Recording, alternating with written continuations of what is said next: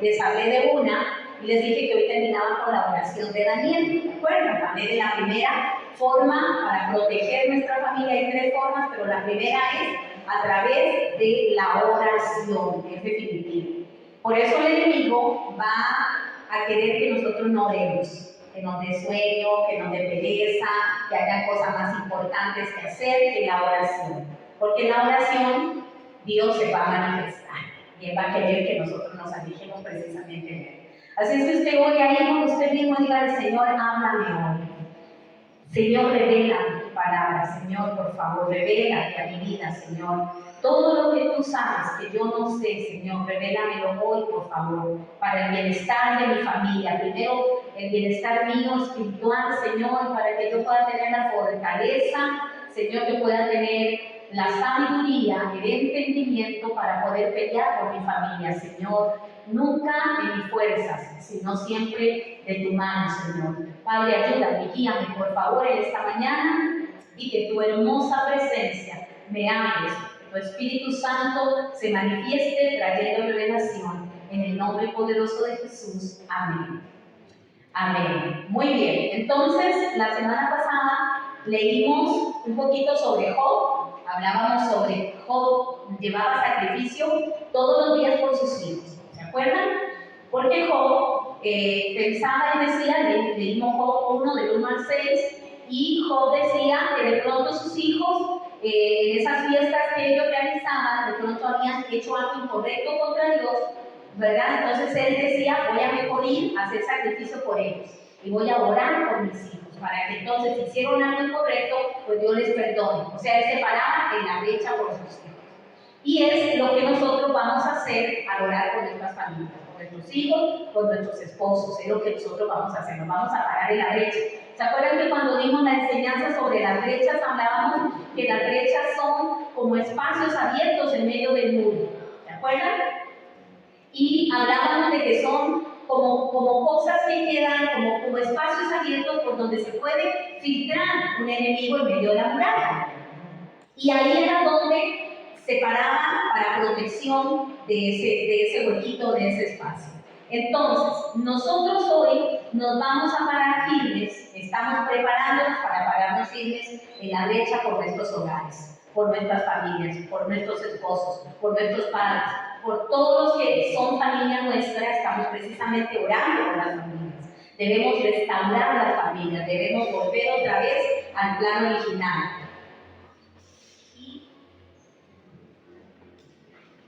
¿Aló?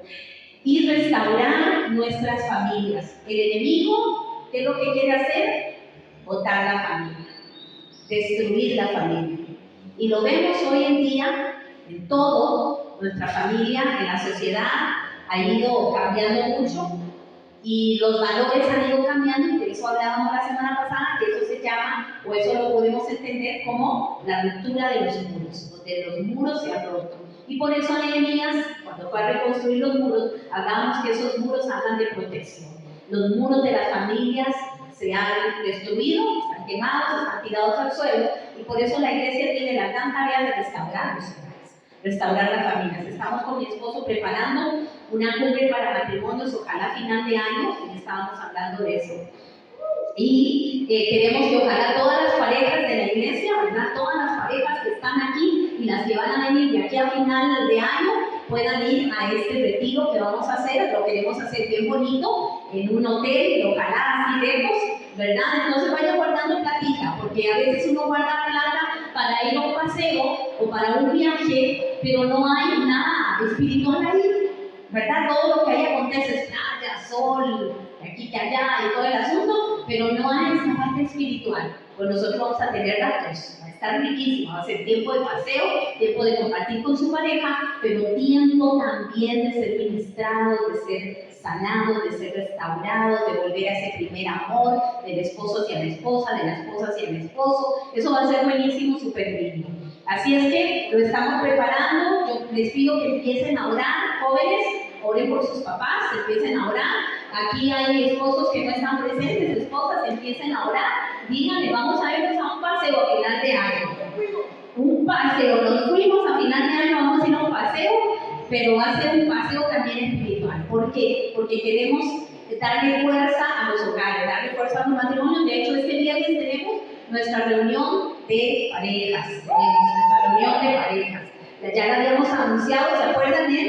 La semana pasada, que era a finales del mes. Este fin de mes, este viernes tenemos esa reunión. Todas las parejitas de aquí deben ir, todas deben ir. Si hay novios, vayan los novios también, porque es importante que aprendamos, es importante que sepamos cosas importantísimas que estamos preparando para esa reunión. Así es que usted sabrá lo que es más importante. Ahora estamos en Semana Santa y mucha gente agarra a pasear.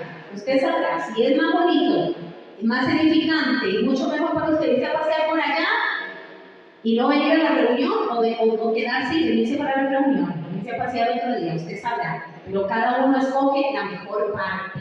Como le decía Josué al pueblo, yo escogí que mi casa y yo le serviremos al Señor. Entonces, una vez que ya leímos el libro de Job, hoy vamos a leer Daniel. Daniel 9, del 1 al 23. A ver.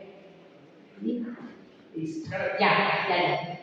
Daniel 9, del 1 al 23. Dice así, voy a leer en la Reina Valera del 60. Usted vaya siguiéndome, ahora que tenemos ya Biblias a la venta, puede comprarlas ahí, usted se pone de acuerdo con el pastor, si no tiene toda la plata, ahí se pone de acuerdo, porque vea que es importante. Ayer fuimos ahí al lugar donde venden las Biblias y había tantas Biblias tan hermosas. Y yo decía, qué lindo que la iglesia toda anhelara tener una Biblia, bien bonita, ¿verdad? No, qué caras. Porque usted cuando va a comprar sus tenis favoritas o su vestido bonito, o se va a hacer un tratamiento en el cabello, nosotras las mujeres, o nos vamos a ir a hacer algo, o alguna cosa, no escatimamos recursos, ¿verdad? Decimos así, no, es que no vale. Sí, ese tratamiento en la cara lo vale. No, sí, tenés razón, el pelo vale eso. Ahora aquí tenemos una estilista por allá. Estilista, levante la mano, allá tenemos una estilista, levante la mano. Levántela. Ella es pinta uñitas muy hermosas, ¿verdad? Emi. Levante la mano, Emi. Porque pensó que estaba hablando de los vestidos. Y Emi sabe que esas cosas cuestan plata, ¿verdad? Eso no es jugar. Pero nosotros vamos y nos hacemos las uñas, ¿verdad? Entonces, cuando vemos una Biblia y dice ahí 16,000 colones, ¡qué cara! No digamos eso. Está demasiado barata para todo lo que contiene ahí adentro. Demasiado barata para todo lo que usted va a encontrar ahí. Porque una uña a uno se le quiebra y él tiene que pagarla de nuevo. ¿Y de qué aprovechó? Nada más, tener las uñas bonitas. A mí me encanta. Me encanta tener las uñas bien pintaditas y arregladitas. Pero, si yo compro una Biblia, imagínense toda la riqueza que hay ahí. Todo lo que esa palabra de Dios está ahí para cada uno de nosotros. Es riquísimo leer la palabra de Dios, es riquísimo, es tomarle el gusto. Es como sentarse frente a un plato de comida que a usted le guste, no sé. ¿Qué comida le puede gustar? ¿Tu favorita? A mí me gusta un postre que es la torta chilena. Eric sabe, porque Eric, ¿verdad? Cada vez que cumplo años me encargan una torta chilena. Y Eric las ha hecho. Aquí está Eric, por cierto. Denle un aplauso al Señor por la vida de Eric, que está acá. Nosotros también, bendición, papito de Eric. Oiga, y la torta chilena es para mí riquísima. O sea, ese es mi postre favorito, ¿verdad? Me encanta eso. Yo de hecho le dije a mi esposo, mi amor, ahora en abril que cumplo años quiero torta chilena. Vean, yo me siento con la torta chilena y yo la disfruto. Es dulcísima, pero me encanta. Después yo me tomo así como un montón de agua, ¿verdad? Para bajar el dulce. Pero amo la torta chilena. Qué lindo sería amar la palabra y saborearla de esa manera. De que usted se siente frente a la Biblia, y ahora mi esposo decía, léanse el libro de Proverbios y disfrutar el libro, poder leerlo y decir, wow. En ese libro, por cierto, estaba ayer creo que fue, leyendo, ese libro habla de la sabiduría y dice que la sabiduría clama en las calles.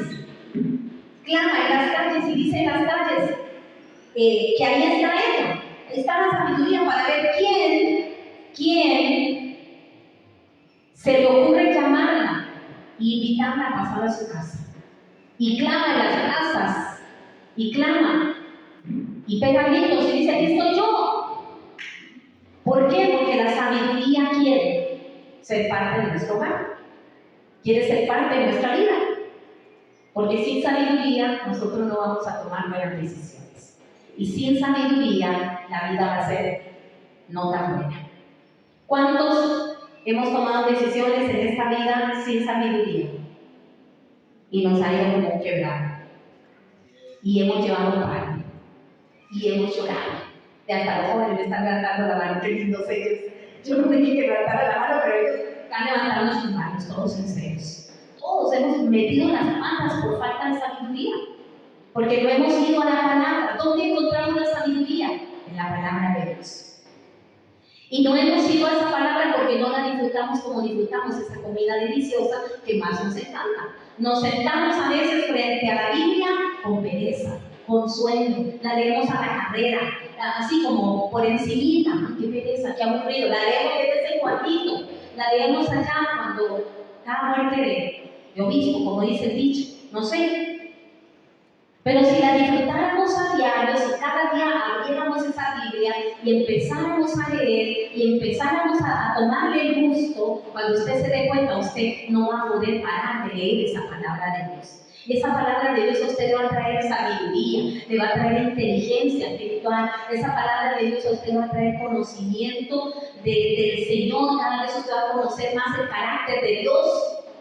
Entonces el día malo, usted no se va a quejar contra Dios, sino que usted va a saber que la palabra de Dios dice que en el día que yo temo, yo confío en Él, que en el día malo el Señor está conmigo. Entonces no voy a estar deprimido, angustiado, queriendo salir corriendo, porque yo sé que la palabra dice eso, yo voy a confiar en esa palabra.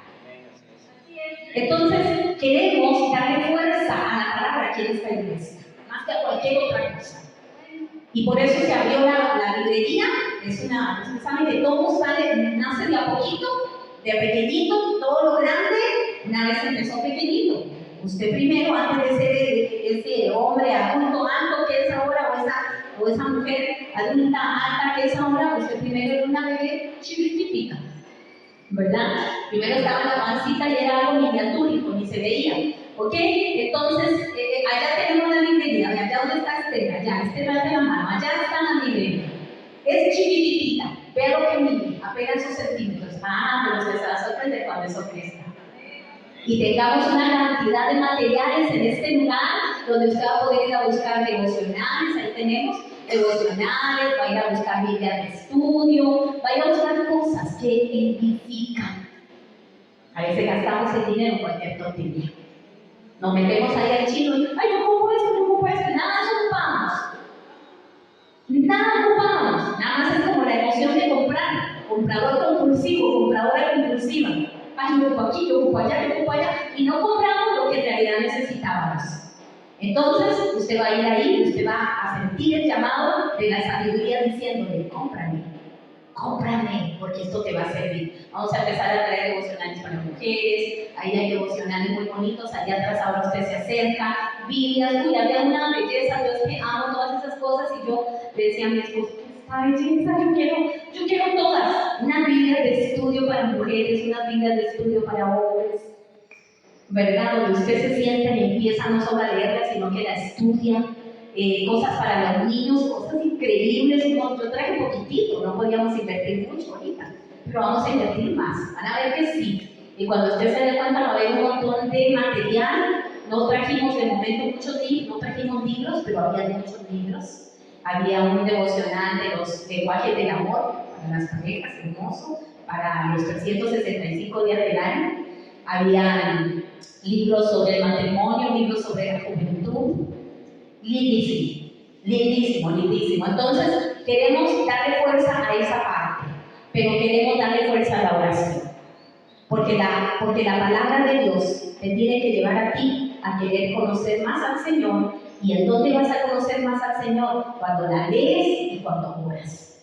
Hay mucha gente que dice, yo ya me leí toda la Biblia, pero la leyeron sin entendimiento y sin la revelación del Espíritu Santo. Y eso solo viene cuando usted tiene intimidad con Dios, cuando usted ora. Entonces, las cosas van juntas. Lectura de la palabra y oración van juntas. No puedo hacer una separada de la otra. Tengo que tener mi tiempo devocional. Ese es el tiempo devocional.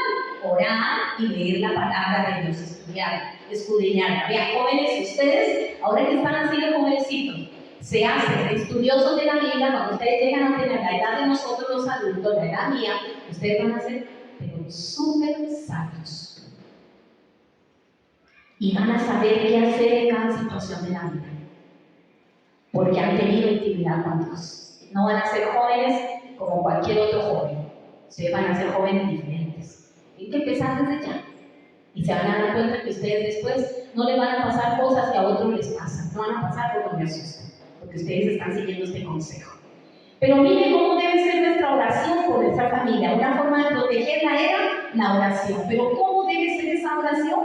Miren Daniel 9:1-23, dice, en el año primero de Darío, hijo de Asuero, de la nación de los medos, que vino a ser rey sobre el reino de los caldeos, en el año primero de su reinado, yo Daniel miré atentamente los libros, el número de los años de que habló Jehová al profeta Jeremías, que habían de cumplirse las desolaciones de Jerusalén en 70 años.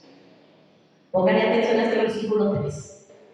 Y volví mi rostro a Dios el Señor, volví mi rostro, oigan atentamente eso, y volví mi rostro a Dios el Señor, buscándole en oración y ruego, en ayuno, cilicio y ceniza. ¿De qué está hablando esto? Está hablando de estas son todas las señales que indican que este hombre Daniel tenía una pesadumbre por el pecado de ese pueblo. Él se sentía apesadumbrado, él se sentía mal. Entonces, las señales que acompañaron esa oración, esa búsqueda en oración, fueron ayuno, cilicio y ceniza. O sea, su cara se entristeció, él se apartó y ayunó, dejó de comer, se tiró al suelo, se humilló delante del Señor y empezó recién a orar.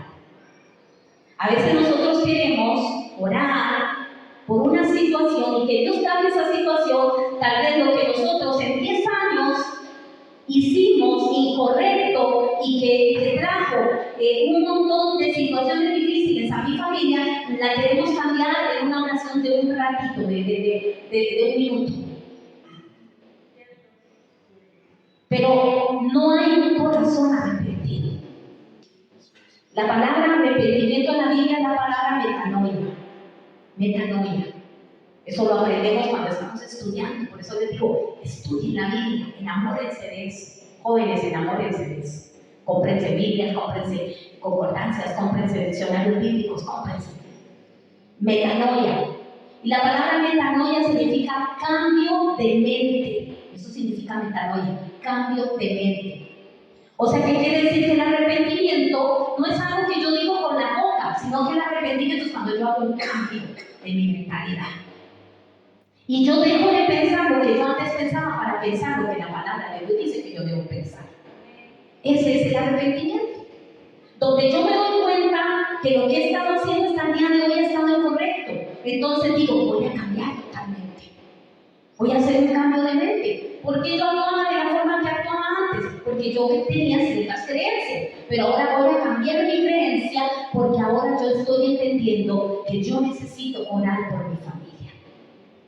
Yo necesito pararme en la brecha por mi familia, por mis hijos. ¿Pero cómo? Con un corazón contrito y humillado. Un corazón definitivamente buscándole en oración, pero entendiendo lo que es el pecado. Porque miren, vamos a seguir leyendo aquí. Dice, en oración y ruego.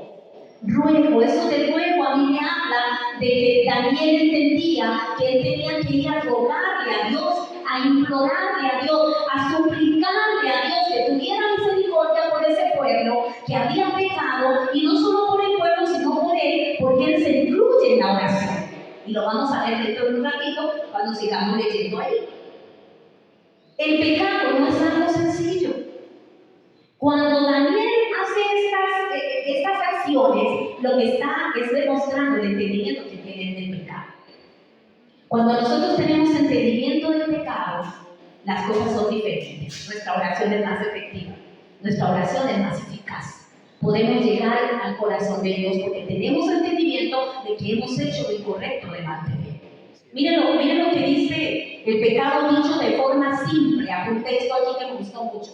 El pecado dicho de forma simple es lo siguiente: es no dejar que Dios sea Dios.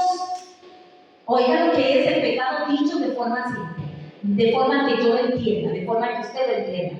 Es no dejar que Dios sea Dios y colocar a otra persona o cosa en el lugar correcto de supremacía que le corresponde solo a Dios. Eso es pecado. No dejar que Dios sea Dios y hacerme yo mis propios dioses. ¿Cuáles son esos propios dioses? Ya lo hemos hablado un montón de veces. Esos altares que yo levanto en mi corazón cuando pongo en primer lugar otras cosas y no a Dios. Inclusive muchas veces mi familia son altares que yo he puesto ahí, pero no de la forma correcta, porque mi familia tiene que estar en mi corazón, pero nunca antes de Dios. Yo debo amar a mi familia, usted debe amar a su familia, usted debe amar a su esposo, su esposa, sus hijos, sus hijas, sus padres, debe amarlos con toda el alma, pero nunca deben estar en primer lugar antes que el Señor. Ellos son un regalo que Dios nos dio. Primero es el Señor. Y Daniel había entendido esto. El pueblo, en ese momento, el pueblo había quitado a Dios y no dejaban que Dios fuera Dios, que Dios se guiara. Ellos hacían las cosas a su manera, ponían sus propios dioses, levantaban altares, y eso era lo que estaba convirtiéndose en pecado. Ahora, el pecado nos separa de Dios. Es imposible que yo esté llevando una vida de pecado donde yo no dejo a Dios ser Dios, donde yo estoy haciendo mi santa voluntad, lo que yo quiero hacer, lo que a mí me da la gana, lo que a mí me parece, no leo la Biblia, no oro, no me congrego y hago lo que yo quiero, según mis emociones me digan, y quiero tener relación con Dios, y quiero que Dios me bendiga, y quiero que Dios me escuche, y quiero que Dios me abra puertas, y quiero que Dios me cuide la casa, que Dios me cuide los chiquitos, y que no se puede, porque el pecado me aparta de Dios. Entonces, cuando yo estoy haciendo las cosas a mi manera, lamentablemente se van a abrir brechas, se van a abrir puertas, y el enemigo va a entrar sutilmente a mi casa, como el sueño de la ruina que les conté en la primera parte de esta serie que estamos viendo. Cuando el hombre quería abrir la puerta a la ruina. Y lo abrimos así, a veces tan conscientemente, porque el pecado es consciente. Muchas veces no es que no entendemos lo que está pasando. Otra forma de hablar del pecado es decir, o una definición bien fácil para entender el pecado es actividad humana contraria a la voluntad de Dios. Actividad humana contraria a la voluntad de Dios. O sea, cosas que yo hago donde Dios no está de acuerdo. Donde Dios ya dijo, eso no es lo que yo quiero. Esa no es mi voluntad. Pero yo persisto en hacer. Y yo digo, lo voy a hacer. Aunque yo sé conscientemente que eso no está de acuerdo con Dios. No está de acuerdo con su palabra. Yo aún así consiento en seguirlo practicando. Es pecado. Me aparta de Dios. Dejo expuesta mi casa, dejo expuesta mi propia vida. Entonces el enemigo puede venir a hacer lo que le dé la gana conmigo y con mis seres queridos. Y vamos a ver que eso es duro, ¿verdad? En la Biblia, ahora le voy a leer una de las tantas definiciones de pecado, pero una de ellas es errar en el blanco. Errar en el blanco. Como que usted está haciendo un tiro, ¿verdad? Y usted se pone en posición para pegar justo allá en el blanco, pero no lo logra. Y su tiro pega en otro lugar. Usted erró en el blanco, no lo logró. Errar en el blanco, habla de pecado, ¿verdad? No solamente sugiere fracaso, sino que sugiere que usted decidió fracasar, porque usted no fijó bien los ojos en ese blanco, entonces vio en otro blanco. Usted decidió. El pecado es una decisión. Yo decido muchas veces.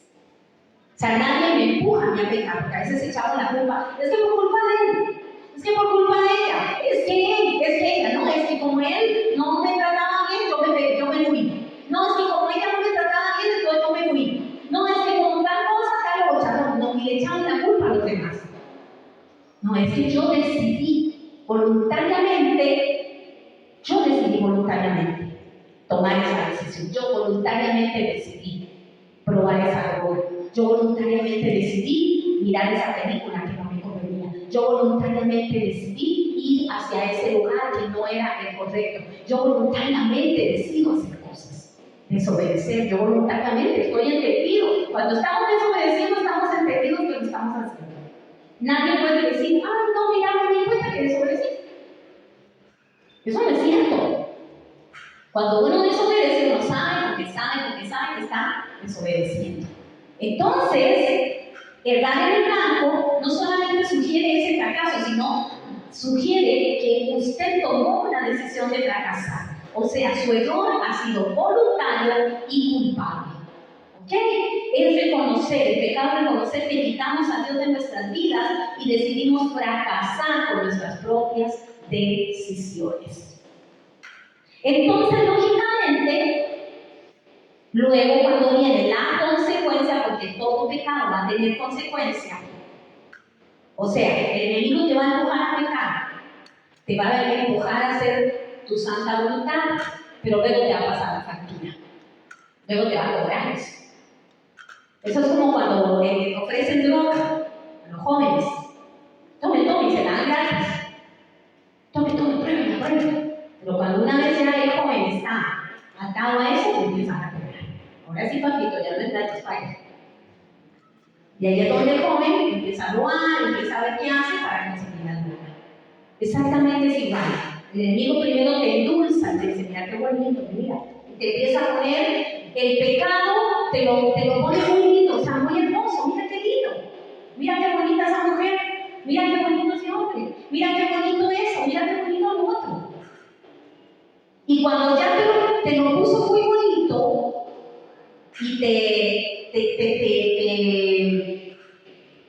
te engañó y ya tú cediste, después te dice, ahora sí, pague. Aquí están las consecuencias, pague. Y usted ve la factura y dice, ¡un tanto! ¿Sí? De esa magnitud era lo que usted consumió. Eso es lo que vale. Y ahí es donde empezamos a sufrir, porque muchas veces no solo toca nuestra vida, sino que toca a nuestros seres queridos alrededor de nosotros. Y por eso es que hoy estamos hablando de cómo proteger nuestra familia, cómo la protegemos, cómo estamos ahí protegiendo nuestra familia. Primero, cuando nosotros nos consagramos a Dios, como nosotros, como los que somos cabezas de esos hogares, cómo nos consagramos a Dios primero, para proteger nuestros hogares. Porque no ven que si el diablo hace caer un papá, hace caer una mamá, ¿qué es lo que pasa con esos hijos? No van a tener nadie que ore por ellos. Y entonces el enemigo va a venir y va a hacer todo lo que le dé la gana. Y lo vamos a ver ahorita, con la historia de un hombre en la Biblia que le pasó. ¿Ok? Entonces vamos a ver, dice que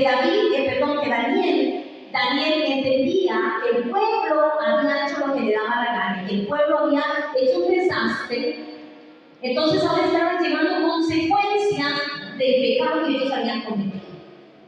Entonces Daniel dijo, voy a ir a humillar, me voy a humillar y voy a suplicar.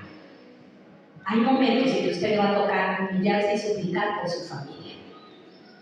Meterse en el cuarto secreto y empezar a orar por ese hijo, por esa hija, por ese papá, por esa mamá, por ese abuelito, por esa abuelita, por ese marido, por esa esposa, le va a tocar. Y no va a ser algo fácil, eso va a demandar compromiso, perseverancia y va a demandar también disciplina. sea, usted no va a poder conquistar su familia para Cristo si usted no es disciplinado y ora todos los días, como oraba Job. Si usted no es perseverante, porque cuando usted ve que la cosa está como medio buena, sí, yo estoy viendo que ya como que ya el agua se está bajando, ya no oro más. No, tiene que perseverar, porque de pronto eso es un engaño, una ilusión, y no era tal lo que usted estaba mirando. Y tiene que ser comprometido, por eso es disciplina, perseverancia y compromiso. 3 cosas que muchas veces no nos gustan, porque no son fáciles. Compromiso, voy a orar por ellos. Pase lo que pase, venga lo que venga, voy a estar orando por ellos. Cuando veamos la tercera cosa que protege nuestras familias, no, la segunda cosa, que la vamos a ver ya casi, espero que me dé chance, ustedes se van a dar cuenta por qué es importante el compromiso y la perseverancia. Y dice el versículo 4, dice, y oré a Jehová mi Dios e hice confesión diciendo, ahora Señor Dios grande, digno de ser temido, que guardas el pecado y la misericordia por los que te aman y guardan tus mandamientos. Vean, ahí está Daniel, está primeramente dándole la gloria al Señor. Si usted lee todo eso, ahí está diciendo, Señor, tú eres grande, tú eres temible, tú eres maravilloso, Señor, tú eres digno de confianza, en ti podemos confiar de que tú harás lo que te estamos pidiendo, Señor. Yo me humillo porque sé que tú eres grande, pero a veces sabes que venimos a la oración por nuestra familia, venimos con demandas, con enojo, exigiéndole a Dios cosas, como si Él fuera culpable de lo que está pasando en nuestra casa. Y venimos enojados.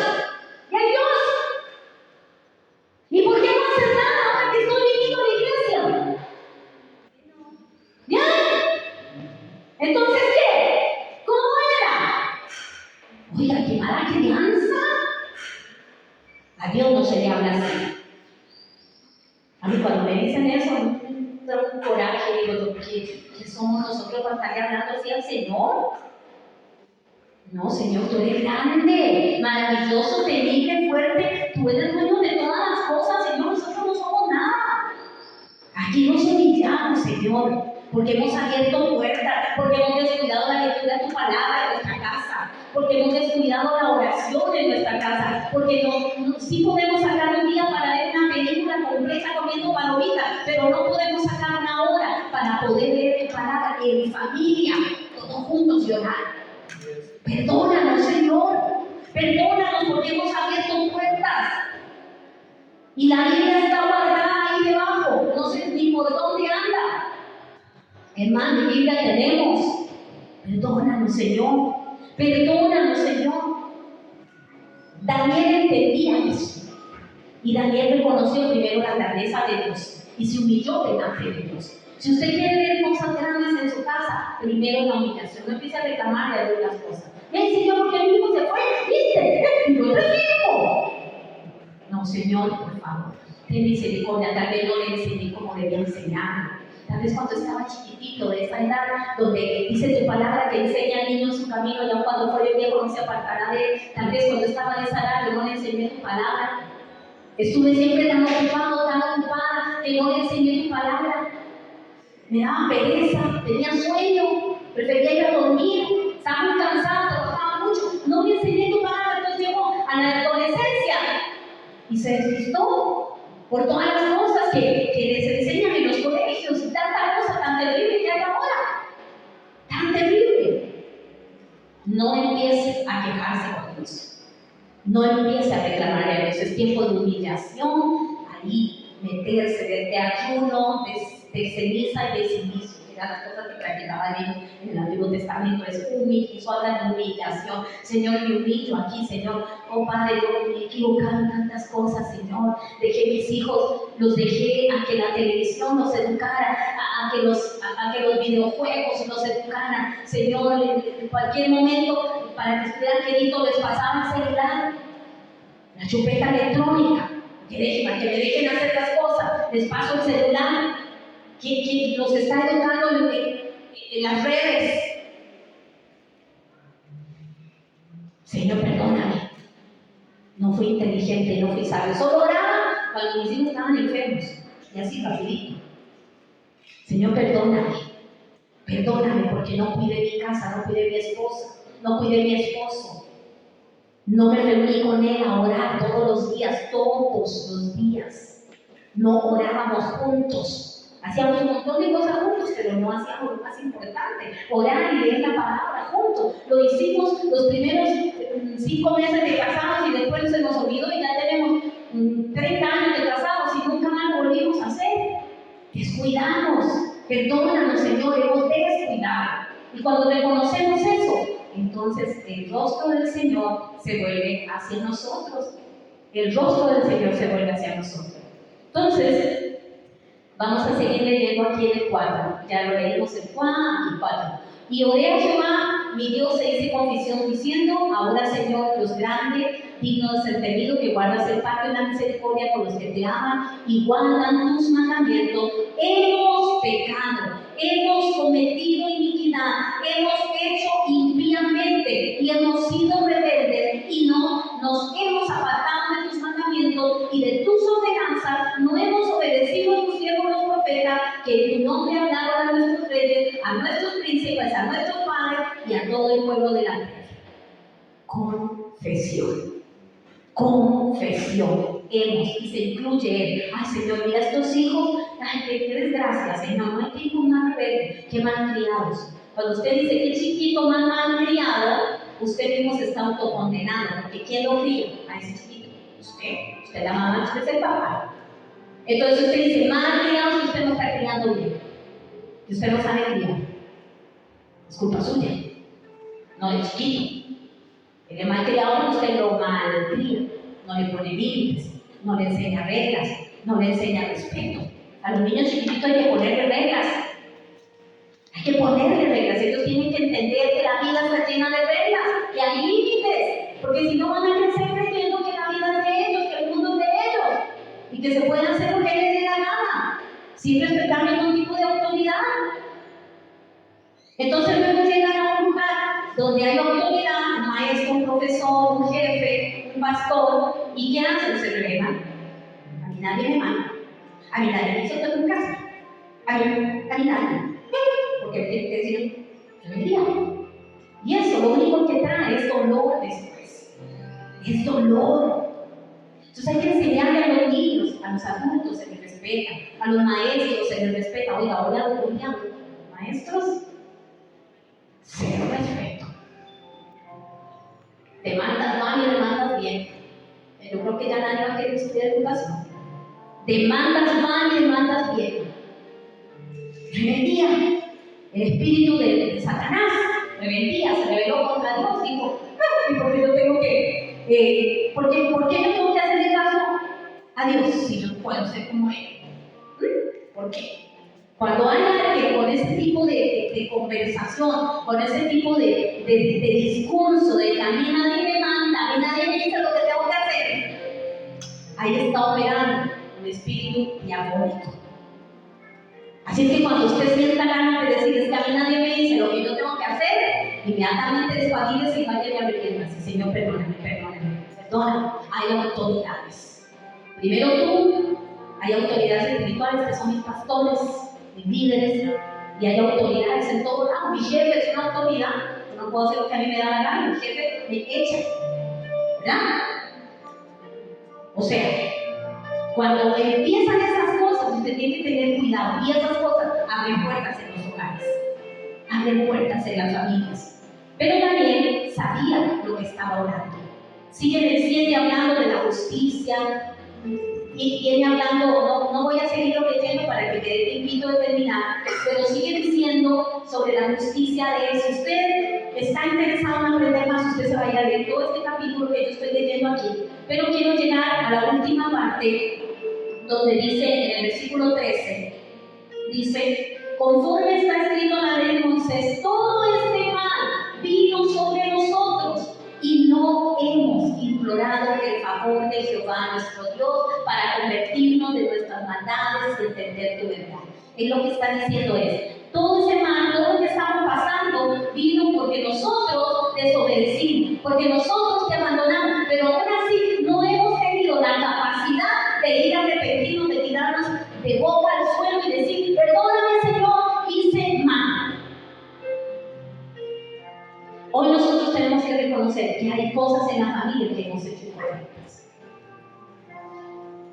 Hoy tenemos que reconocer que hay cosas que no están bien.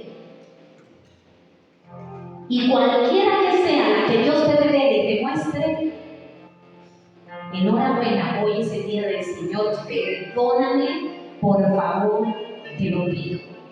Te lo ruego, Señor. Si es hombre, cabeza de hogar, tendrá lo suyo. Si es mujer, tendrá lo suyo. Si es joven, hijo, tendrá lo suyo también. Pero Señor, perdóname, Señor, porque yo no he hecho lo que yo tenía que hacer. Por eso lo que está ocurriendo en mi casa hoy es culpa mía, porque yo no tomé las riendas de ese hogar. Porque yo no puse tu palabra en primer lugar. Porque yo no puse tu Espíritu Santo en primer lugar. Mis hijos nunca me vieron orando. ¿Tus hijos te ven orando? ¿Te ven orando ellos? ¿Te ven que tú te metes a un cuarto y que tú dices, voy a orar, no me molestes? ¿O nunca te metes? Ay, no, pastora, es que eso es privado, que no me vean. No, ellos deben verte porque eso es testimonio.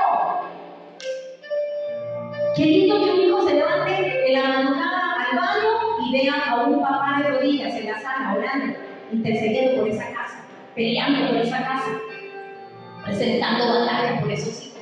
Qué lindo. Una mamá, una esposa orando por el esposo. Mi esposo le leyó una oración el viernes a los hombres de un devocional muy lindo que me mandó Débora. Me encantó el devocional, ella lo estaba haciendo. Me dice, mami, mira esta oración que viene por los esposos, los que no han conocido a Cristo, los esposos inconversos. Y ella me mandó la oración y yo la leí. De hecho, estaba sentada a la par y mi esposo me puse a llorar. Dije, wow, qué oración de una mujer entregada. ¡Qué oración! O sea, otra diría, tipo ese que no quiere nada con Dios, mejor de divorcio. No, ella estaba orando, pero mire, ¿vieron la oración, verdad, mi amor? De bolita.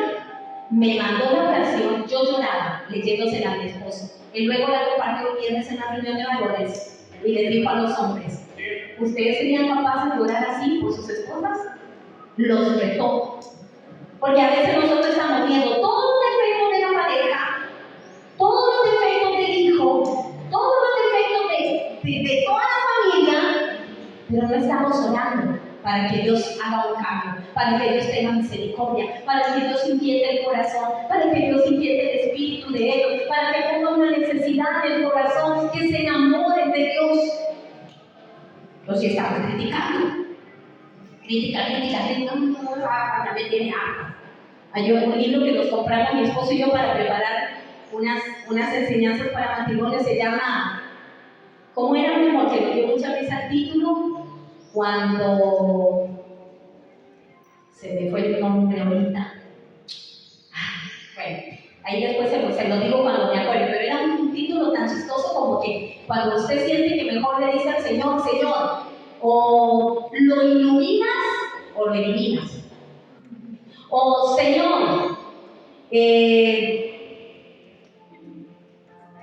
¿cómo era esa otra? O te lo mando, ¿cómo era? Estoy como chavo, ¿no?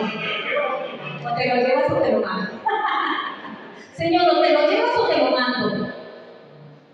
No, esas oraciones no son bíblicas.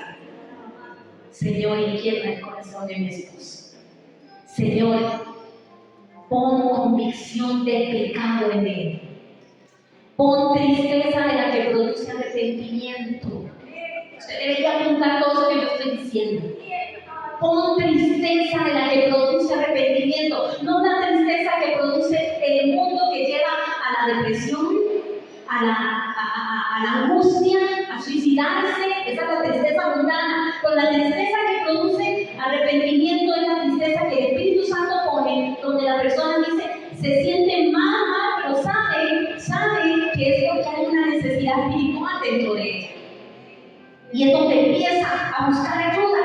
Y la oración suya es, Señor, envía un obrero, envía a alguien, Señor, que lo intercede, porque tal vez usted no va a ser profeta en su propia casa, pero tal vez va a llegar alguien en el trabajo, en el bus, en el Uber, en el taxi, en la pulpería, en el supermercado, y va a interceptar a su esposo, a su esposa, a su hijo, a su hija, a su papá, a su mamá, lo va a interceptar ahí y le va a hablar del Señor. te enseñó cómo usar a esa persona. Para que esa persona, para que su papá, su mamá, la familia suya, sea inquietada por Dios. Porque a veces no somos nosotros mismos. A veces nosotros hablamos y nada pasa. Pero a veces llega otro y lo mismo que usted le ha dicho desde 10 años, hace 10 años se lo dice a la persona ese día y la persona recibe revelación. Porque no era con usted, era con otra persona, pero usted oró. Usted oró y dijo, Señor, por favor. Pero si nos da pereza orar, ¿cuándo vamos a ver a Dios actuando en nuestra familia? Si nos da pereza levantarnos a orar, pongan la alarma y levántese a orar. El diablo le va a poner sueño, el diablo le va a poner miedo. Usted siempre se levanta ante una unidad en la madrugada con la luz apagada, pero ese día usted se levantó a orar y el diablo le puso miedo. Y usted siente que alguien lo anda siguiendo. Y usted dice, no, mejor me acuesto. Porque el diablo le va a poner para que usted no ore. Porque a él no le conviene que usted ore. Mira, no le conviene que usted se levante a orar por su papá y su mamá. No le conviene. Entonces le va a poner sueño, le va a poner pereza, lo va a enfermar, le va a dar gripe, le va a dar de todo. Pero si usted se compromete, usted es perseverante, usted se levanta y dice con gripe, con mocos, con lo que sea, yo aquí me voy a levantar. Me pongo un gorro, me pongo medias, me levanto a orar, me siento en la cama a orar. El Señor va a escuchar tu oración. Y familias de los de ustedes que hoy no están aquí van a estar aquí. Aquí van a llegar hermanos, hermanas, tíos, tías. Por eso solo la familia, el núcleo más cercano puede ser familia que está alrededor suyo, sus hermanos, sus hermanas, sus primos. ¿Acaso no ocupan salvación? Ocupan salvación. Entonces vamos a orar también por ellos. Compromiso, disciplina, perseverancia. ¿Cuáles son esas tres palabras? Compromiso, disciplina, perseverancia. Voy a orar, yo lo voy a ver. Yo veré a mis hijos sirviéndote. Mis hijos no estarán en el mundo. Mis hijos no le servirán a este mundo. Ellos te servirán a ti. Mis hijos serán tus siervos, Señor. Pero tienes que empezar a orar por ellos y empezar a leerles la palabra. La segunda cosa que protege tu familia es enseñarles el temor de Jehová a través de la palabra. Esa es la segunda cosa que protege tu familia. Número 1, la oración. Número 2, enseñar el temor de Jehová a través de la palabra. Empiece sus devocionales familiares. Yo acabo de mandar a pedir unos libros devocionales para la familia. Ya en esta Semana Santa llegan y los vamos a tener ahí en la librería. Si usted es sabio y usted quiere ver una familia para Cristo, usted se va a comprar un devocional de esos. Y usted va a llamar a su familia y decir, venga, vamos a estudiar aquí juntos. Lo vamos a hacer. Es que pastora, ¿mira lo que cuesta? Bueno, perseverancia, compromiso y disciplina. Empiece usted solita si tiene que empezar solita, mujer. Que mi hija no quiere, la otra tampoco, mi esposo tampoco y nadie quiere. Y si empiece usted sola ahí en la sala, de momento se apaga la tele, se apaga todo porque yo voy a hacer el devocional familiar. Ponga un almohadón, otro almohadón y otro almohadón ahí en la sala y en fe. Cada uno de esos almohadones son los miembros de su familia. Ore y diga. En fe, no es nada. No es una doctrina. Es que ya lo que la pastora está enseñando. No. Es en fe. Es como cuando hemos dicho, padre, creemos que esas sillas que están vacías se van a llenar. Una cosa así. Es nada más una cuestión de fe. Señor, ahí veré a toda mi familia sentada, escuchando tu palabra. Y tal vez pasa su esposo y la ve ahí leyendo la Biblia sola y hablando sola y se ríe. Pero usted se ríe más de lo por venir. Eso hace la mujer sabia. Proverbios 31, se ríe de lo por venir. Sabe que lo que viene es bueno para su casa. Sabe que lo que viene es bueno para su familia. Se ríe de lo por venir. No es perezosa. Trabaja. La mujer sana edifica su casa, pero la necia con su mano la destruye. Así es que esta semana comience, si no lo comenzaron, las que tienen la Biblia 100 pasos, comiencen a leer la palabra con sus hijos. Veo ahí en el chat de la Biblia, los 100 pasos, veo cosas muy bonitas que están mandando con los hijos. ¿verdad? Actividades que están haciendo por los pequeñitos. Digo yo, qué bonito, ya estamos iniciando. Es todo un proceso, eso demanda lo mismo, perseverancia, compromiso, disciplina, es hacerlo. No es como usted comienza, es como usted termina. Usted puede comenzar con muchos fríos y terminar con muchos fríos, totalmente hielo, congelado. Se puede haber empezado, uy, aleluya, gloria a Dios, pega brincos, se cuelga allá de las lámparas y después sentado por allá que me aplaude. No es como usted comienza, es como usted termina la carrera en Cristo. Esa es la clave. Puedo comenzar bien, pero debo seguir bien y debo terminar bien, de manera que cuando Cristo venga me encuentre a mí todavía adorando, me encuentre a mí todavía diciendo, Señor, aquí está mi casa y yo te serviremos a ti, enseñando el temor de Dios a través de la palabra. Proverbios 1:7, el principio de la sabiduría es el temor de Jehová. Los insensatos desprecian la sabiduría y la enseñanza. ¿Quiénes desprecian? Los insensatos. Somos insensatos cuando no estudiamos la palabra de Dios en nuestras casas. Somos insensatos. Así es que hay que estudiarla. Hay que estudiarla. Miren lo que dice Hebreos 4:12. Porque la palabra de Dios es viva y eficaz, y más cortante que toda espada de 2 filos, y penetra hasta partir el alma y el espíritu, las coyunturas de los tuétanos, y discierne los pensamientos y las intenciones del corazón. Lo leo en la Dios habla hoy. Porque la palabra de Dios tiene vida y poder. No es un libro. No es un libro, lo que hay ahí es vida y poder. No es un libro, no es un periódico, no es una revista. Tiene vida y poder. Dice, es más cortante que cualquier espada de 2 filos y penetra hasta lo más profundo del alma y del espíritu, hasta lo más íntimo de la persona, y somete a juicio los pensamientos y las intenciones del corazón. Cuando leo la palabra, Dios me va a hablar. Cuando lees la palabra, Dios te va a hablar, te va a inquietar, te va a decir, mamita por ahí no, papito por ahí no, usted se va a sentir inquieto. Por eso es que ya no quiere que usted la lea, porque sabe que cuando usted la lea, usted se va a hacer sabio. A él no le sirve un hombre sabio, a él no le sirve una mujer sabia, a él no le sirven jóvenes sabios. A él le sirven jóvenes que hagan todo lo que los demás jóvenes hacen. A él le sirven mujeres comunes y corrientes normales que hagan todo lo que las demás mujeres hacen, y le sirven hombres, machos alfa, que hagan todo lo que los demás machos hacen. No les sirven hombres sabios, mujeres sabias, inteligentes, hombres que se dediquen a la lectura de la palabra. Miren lo que le pasó a Acab. Acab era un rey malo. ¿Se acuerdan del rey Acab? Se casó con Jezabel.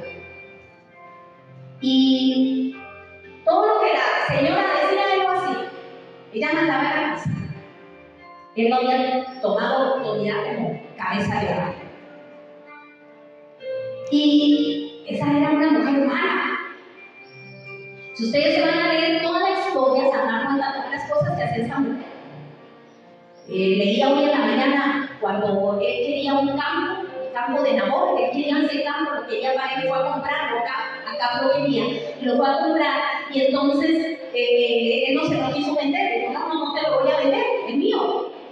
Y estaba en su derecho, usted no está obligado a vender lo que es suyo. Dijo, no lo quiero vender. Entonces él se fue para la casa todo triste. Entonces cuando la esposa lo vio triste, el rey acá, Jezabel lo vio triste, ¿qué te pasa? ¿Por qué estás así? Él le dice, bueno, si yo quería comprar ese campo, pero él no me lo quiso vender, nada no me lo quiso vender. Entonces ella le dijo, no te lo quiso vender, tranquilo, mañana ese campo va a ser tuyo. ¿Y sabe qué fue lo que hizo? Fue y mandó a matar al hombre.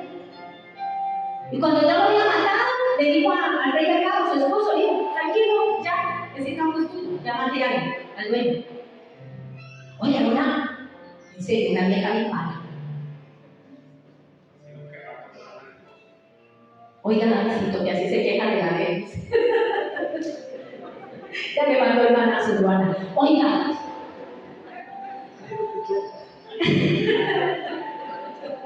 Oiga, usted sabe qué señora más remana.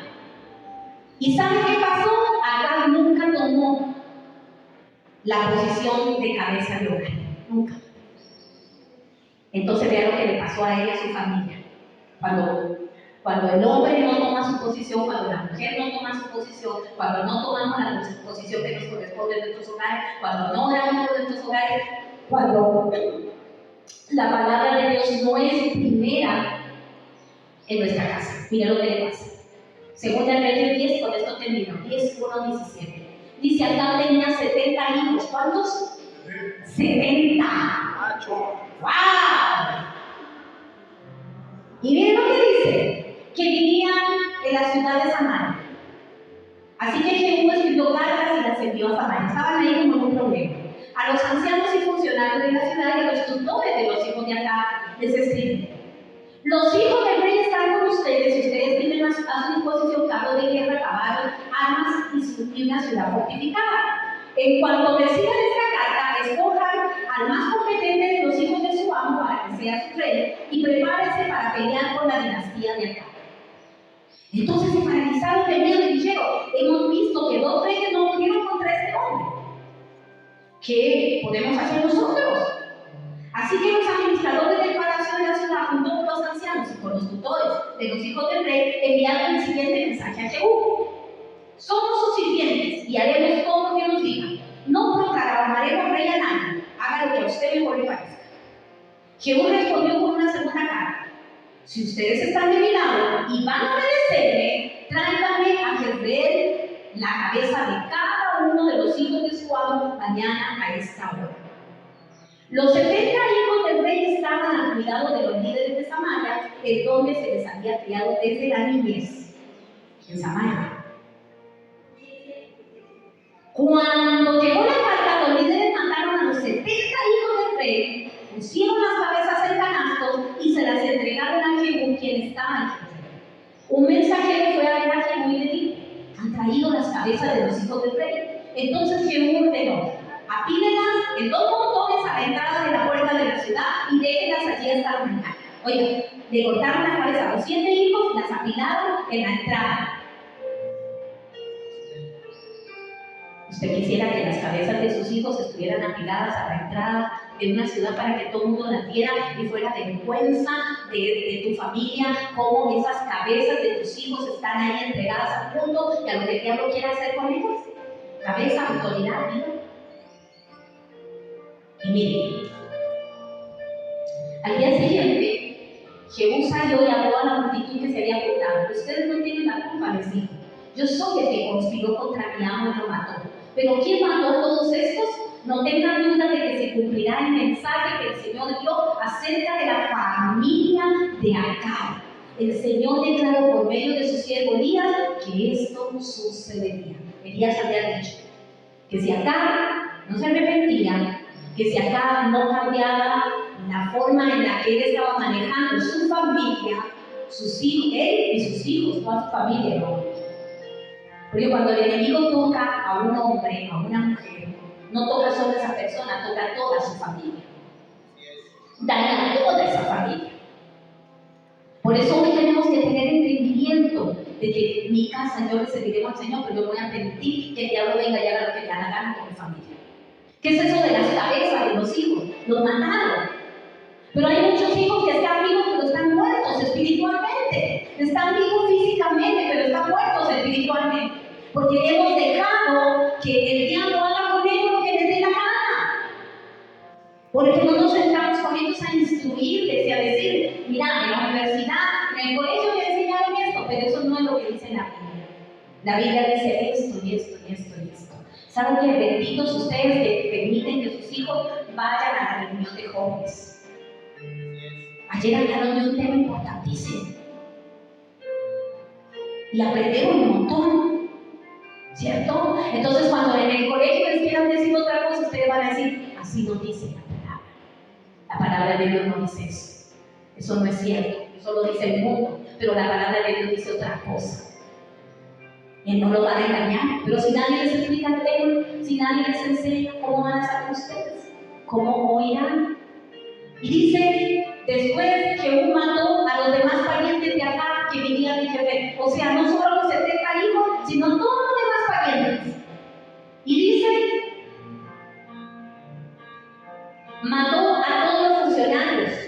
importantes, a sus amigos personales, a sus sacerdotes. Así que a Acab no le quedó ningún descendiente. Eliminó completamente esa generación, toda esa gente, todos se eliminó, porque Acab fue un mal rey, no honró a Dios, no estableció el culto a Dios. Él siempre andaba lo que la señora decía, todos los dioses y los ídolos paganos que ella quería introducir, él los llevaba. No honró a Dios. No seamos como Acab. No seamos como Acab, que la palabra de Dios escasea en nuestras casas, que la oración escasea, que el culto familiar escasea en nuestras casas, que eso no escasee, que haya la abundancia. Por favor, amada iglesia, saquen un día por lo menos a la semana para hacer un culto familiar. Pongan música, adoren al Señor, que los hijos chiquititos vean, tal vez usted lo va a ver, que andan corriendo para acá, para allá, pero están escuchando. Esto está llegando al espíritu de ellos. Háganlo de verdad, háganlo, porque después puede venir el lloro y el lamento. ¿Por qué no lo hice? ¿Por qué no le hice caso a la pastora que hablaba y hablaba y hablaba? Es que amo, porque amo a esta iglesia. Y si no amara a esta iglesia y no amara a cada familia que está aquí, no les diría esto. No seamos desobedientes. Hoy usted tiene que sentarse con su familia y decirle: familia, vamos a sacar tal día, este va a ser el día que vamos a sacar. Los jóvenes que tal vez sus papás no se congregan, invítelos. Papá, mamá, de hecho estamos planeando una actividad para todos los papás de los jóvenes que vienen a la iglesia que no vienen con nosotros todavía. Vamos a hacer una actividad bien bonita.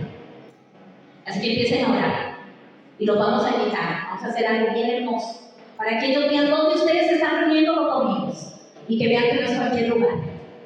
Hoy faltan un montón de jóvenes, faltan un montón, aquí son como 25 jóvenes, faltan un montón. Pues yo sé que en Semana Santa la gente se va a pasear y de todo, pero vamos a estar orando por eso. Al contrario, debemos ser como este hombre de 2 Samuel 6. Dice 2 Samuel 6, del 1 al 11, voy a leer rápido, en la Nueva Traducción Bíblica. Entonces David volvió a reunir a las tropas más selectas de Israel, un total de 30,000, y las llevó a Galaad y Judá para traer de regreso el arca de Dios que lleva el nombre del Señor de los ejércitos celestiales, quien está entronizado entre los querubines. El arca de Dios, el símbolo de la presencia de Dios. La presencia de Dios. La presencia de Dios tiene que estar en nuestra casa. Que cuando alguien llegue a su casa la perciba, ¡wow! Aquí se siente algo. Y no que Dios, qué feo entrar a esa casa, no sentí que nos estamos fríos todo, pero de algo feo. No hay algo bonito. Vimos Cuarto de Guerra, ya le hemos visto un montón de veces, pero lo vimos a mi esposo y yo un día de estos. Y cuando la negra fue a vender la casa, el que la fue a comprar, entró al closet donde ella oraba, no sé los que han visto la película, donde ella oraba, y el hombre dijo: aquí alguien oró. ¿Y cómo sabe usted? Dijo la vendedora. ¿Sí? Aquí se siente. Aquí, oigan, el closet, porque ella oraba ahí. Ella oraba ahí. Ese era su cuarto de guerra. Pero sí, nosotros a veces, toda la casa completa es un cuarto de guerra, pero de pleito. De dimes que te diré, de enojos, de malas palabras, de ofensas, de gritos. No. Eso se tiene que cortar de nuestros hogares. Eso se tiene que ir de nuestros hogares. Eso se tiene que romper. El hogar es un lugar de paz, de armonía, como hablamos en la parte 1 de este tema. Armonía, donde dejamos el egoísmo, donde dejamos de pensar solo en mí mismo, donde pienso en los demás que viven conmigo. Y dice: y las llevó a Galaad de Judá para traer de regreso el arca de Dios que lleva el nombre del Señor de los ejércitos celestiales, quien está entronizado entre los querubines. Así que pusieron el arca de Dios en una carreta nueva y la retiraron de la casa de Abinadab, que estaba en una colina. Uza y Ahí, hijos de Abinadab, guiaban la carreta que cargaba el arca de Dios. Ahí caminaba delante del arca. David y todo el pueblo de Israel celebraban ante el Señor entonando canciones y tocando todo tipo de instrumentos musicales, liras, arpas, panderetas, castañuelas, címbalos. Era la presencia de Dios. Nos alegramos de la presencia del Señor.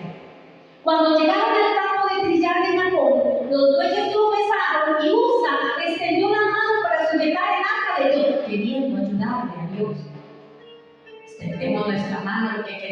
ayudarle a Dios, amados.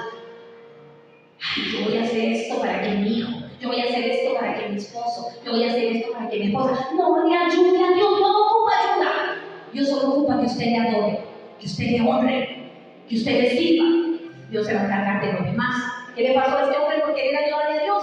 Miren lo que le pasó. Y usa y extendió la mano para sujetar el arca de Dios. Entonces se encendió el enojo del Señor contra Usa. Y Dios lo hirió de muerte debido a lo que hizo. De muerte. Así fue como Usa murió allí mismo junto al arca de Dios. Entonces David se enojó porque la ira del Señor se había desatado contra Usa y llamó a ese lugar Fares Usa, que significa desatarse contra Usa, nombre que conserva hasta el día de hoy. 9. Ahora David tenía miedo del Señor y preguntó: ¿cómo podré regresar el arca del Señor para que esté bajo mi cuidado? Por lo tanto, David decidió no trasladar el arca del Señor a la ciudad de David, sino que la llevó a la casa de Obed-Edom, en Gat. El arca del Señor permaneció en la casa de Obed-Edom por 3 meses. ¿Y qué pasó? Cuando esa presencia de Dios estaba en la casa de Obed-Edom, dice: y el Señor bendijo a Obed-Edom y a todos los de su casa.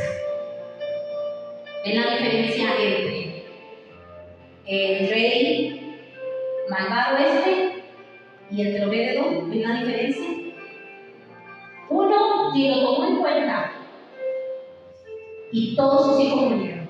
El otro tuvo la presencia de Dios en su casa y fue bendecida toda su casa. ¿Qué quiere usted? ¿La bendición o la maldición? Yo decido la bendición. Que en mi casa reine la palabra de Dios, que en mi casa reine la presencia de Dios, que en mi casa y yo le sirvamos. Si usted puede ponerse ahí de ti un momentito, vamos a terminar. Y yo quiero que oremos.